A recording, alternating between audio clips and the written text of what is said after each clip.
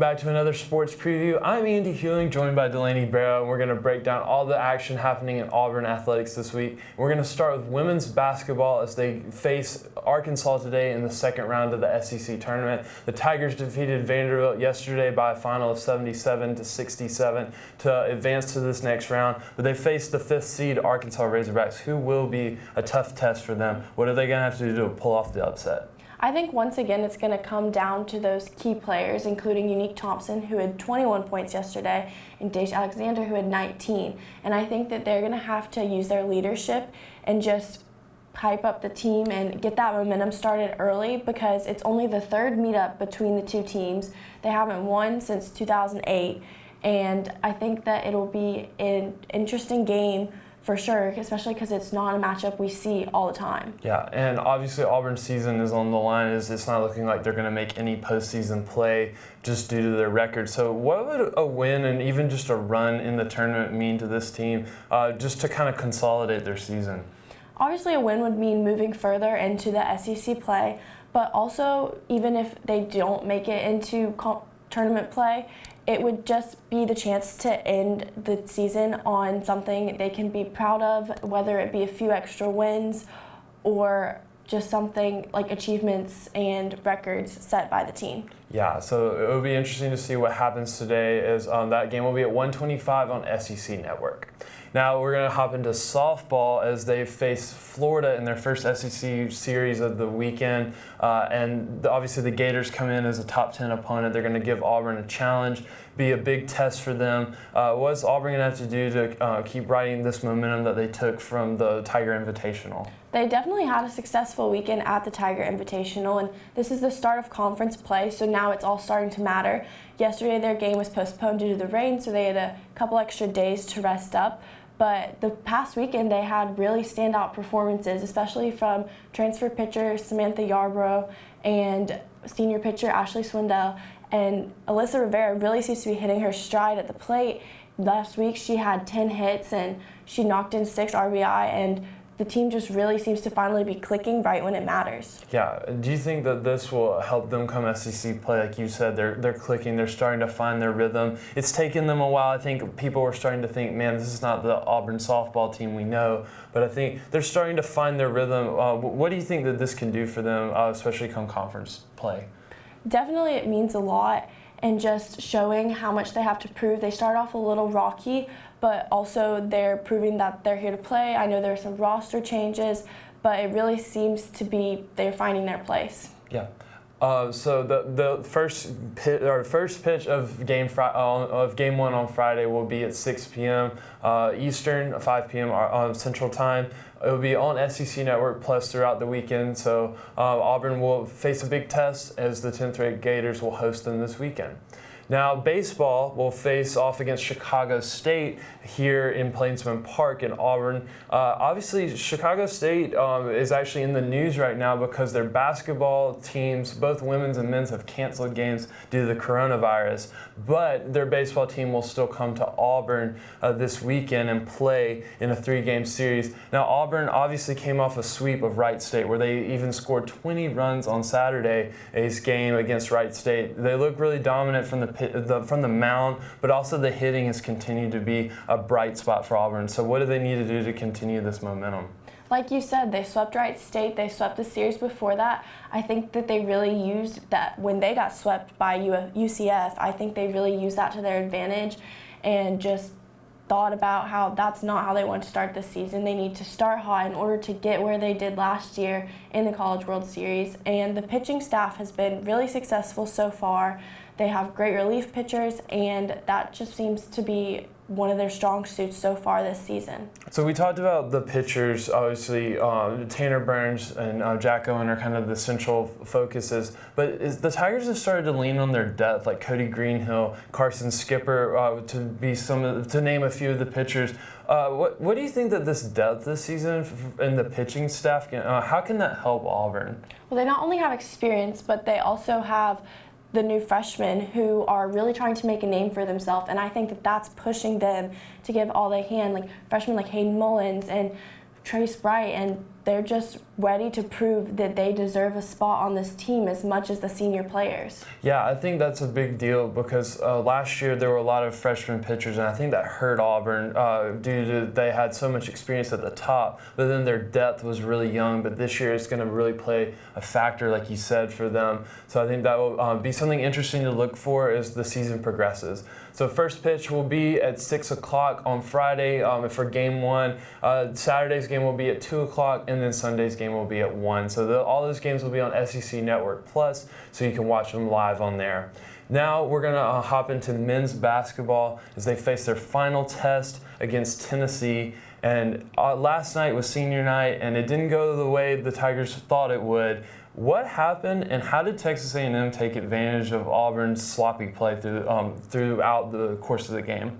Texas A&M played aggressive throughout the whole game. They forced the Tigers to drive in the paint, make those shots from under the basket, and more often than not, they drew a foul, which stopped the play and took the momentum away from the Tigers.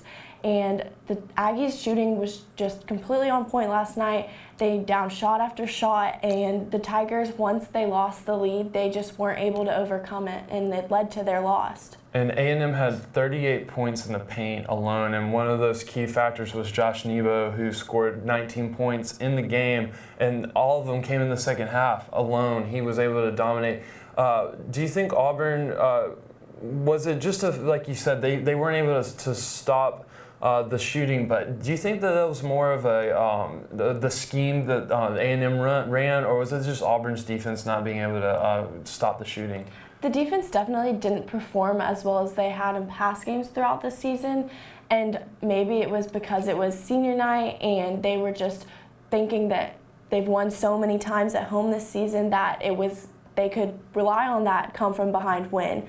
But now it's on to Tennessee, and they can't dwell too much on the past because Tennessee's going to be looking for revenge. Mm-hmm. And obviously Auburn's record is still very good. I mean, 24-6 is a great record, but obviously Auburn's still holding on to the second seed as it stands, but if they lose Saturday, they could find themselves either third or fourth, which is not bad because they've already obtained the double bye because Mississippi State lost to South Carolina.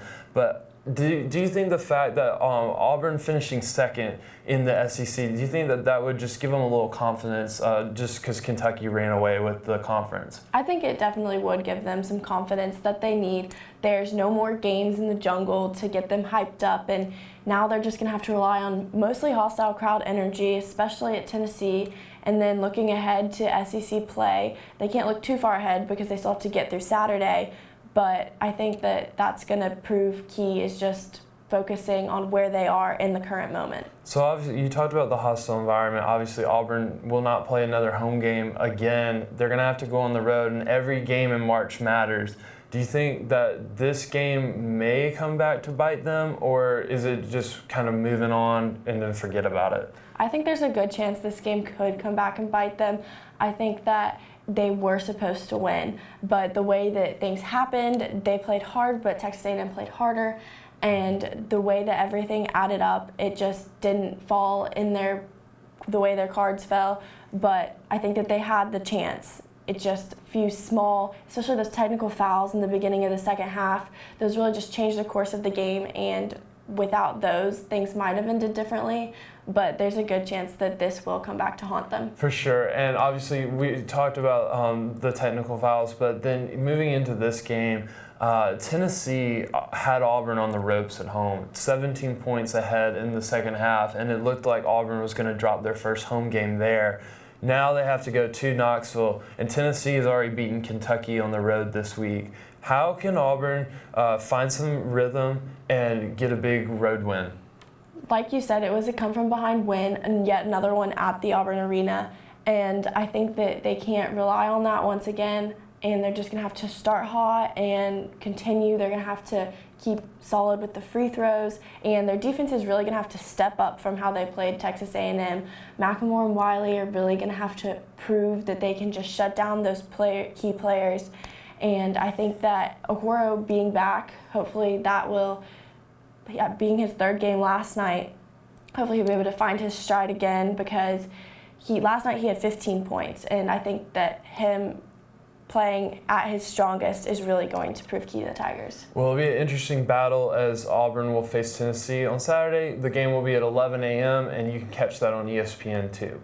Now, the final thing of the weekend is Auburn Pro Day will be tomorrow morning from 8:30 to 12:30. Auburn players will try out in front of scouts and do drills and also some weightlifting in the Auburn weight room. Delaney, obviously, Auburn's got 9 players who are looking to be drafted, but obviously the big stars on the team are Derek Brown, Noah Igbenogany, Marlon Davidson, and Javaris Davis, who are looking to be first and second round picks. Derek Brown will most likely be top 10 according to Mel Kiper Jr. What do you think that Derek Brown can bring to an NFL team? He is very determined. He is strong and great at stopping on defense, obviously with all of his awards and honors that he received this season. But I think that, like you said, he'll definitely be a first or second round pick, and any team is going to be lucky to have him. And obviously, Noah Igbenogany has moved up into the conversation for first round from Mel Kiper Jr. Noah obviously seems like one of the more underrated cornerbacks in the country. What do you think, how's his progression been over this year? He's really improved in his coverage and he's really fast. He's obviously been a great kickoff returner. What do you think that he could bring to an NFL team?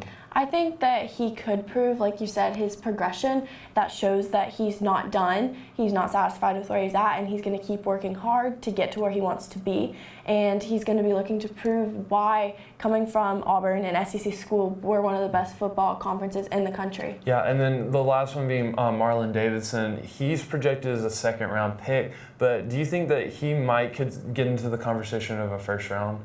Yeah, I think he could. Just like Derek Brown, they were kind of a dynamic duo this season. They were in competition for honors, and I think that both of them could really find a spot in a top pick team. Yeah, and this week the players were at the NFL Combine, and now they'll come back to Auburn to try out some more. And the Combine happened this week, and a lot of Auburn players had some really good performances. So it'll be interesting to see what will happen tomorrow. You can catch the coverage of Pro Day on Eagle Eye TV. We'll have coverage of that on our YouTube channel. Now, that will be all for this week. I'm Andy Hewley, joined by Delaney Barra. We'll see you in 2 weeks after spring break.